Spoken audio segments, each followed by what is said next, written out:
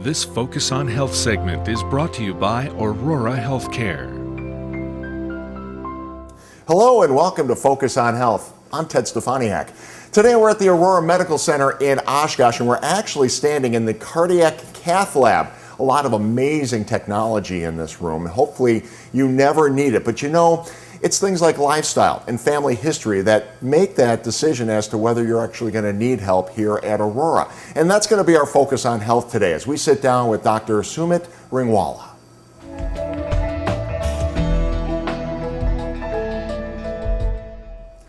Well, thank you for joining us today. We're talking about arterial disease. Tell us, what exactly is that? So when you think about arterial disease, it's basically too much cholesterol going into the walls of your arteries.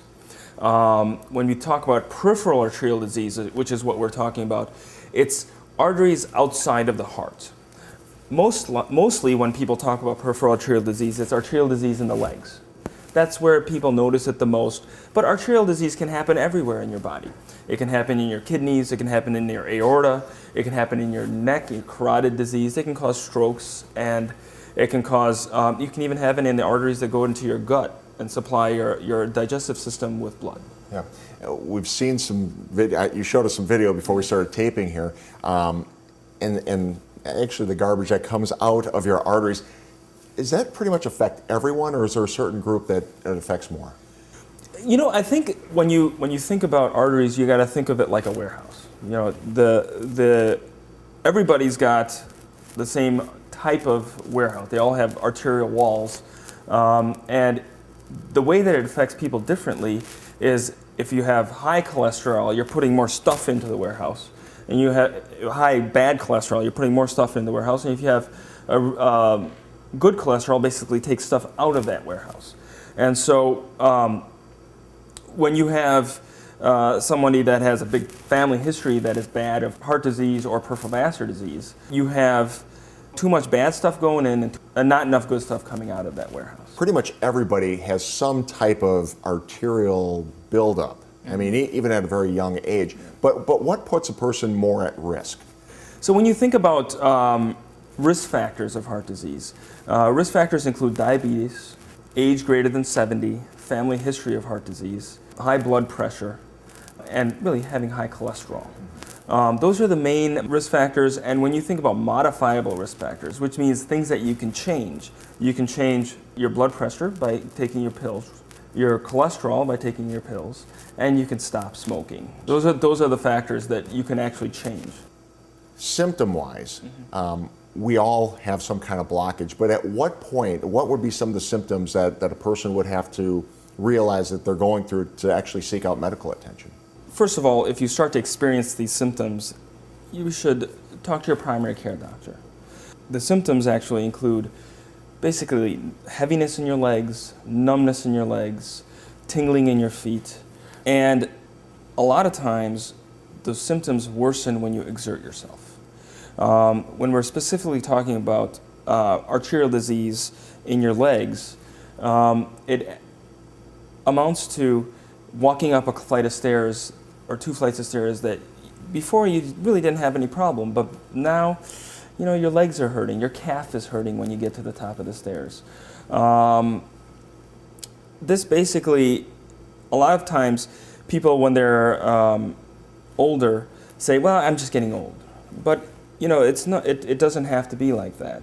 A lot of times, when you have peripheral disease, it creeps up on you. So you start to get cramping at 250 yards. You're like, well, now I can't walk more than 250 yards. Then you start getting at 200 yards, then 100 yards, and then at some point in time, you just can't walk anymore. Yeah. Well, if you're starting to experience some of these symptoms, or you've got a family history, or maybe some of the other risk factors, screening, I would imagine, is the next step for those people. Yeah, and when you go to your primary care provider, what they will most likely do is ask you family history, ask you questions about high blood pressure, ask you some questions about risk factors, and then also your symptoms. And once you start to have symptoms, it is very important for them to screen you.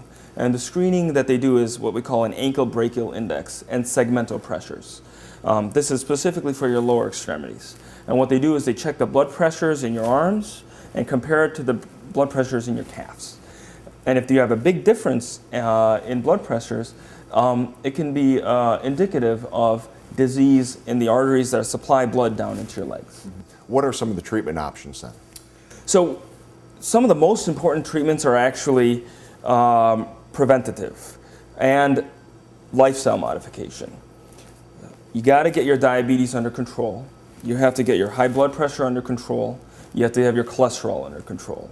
That's where you start. You have to get those risk factors under control because those are risk factors that affect all the blood vessels in your body, including your heart, including the blood vessels into your head, including the blood vessels into your legs.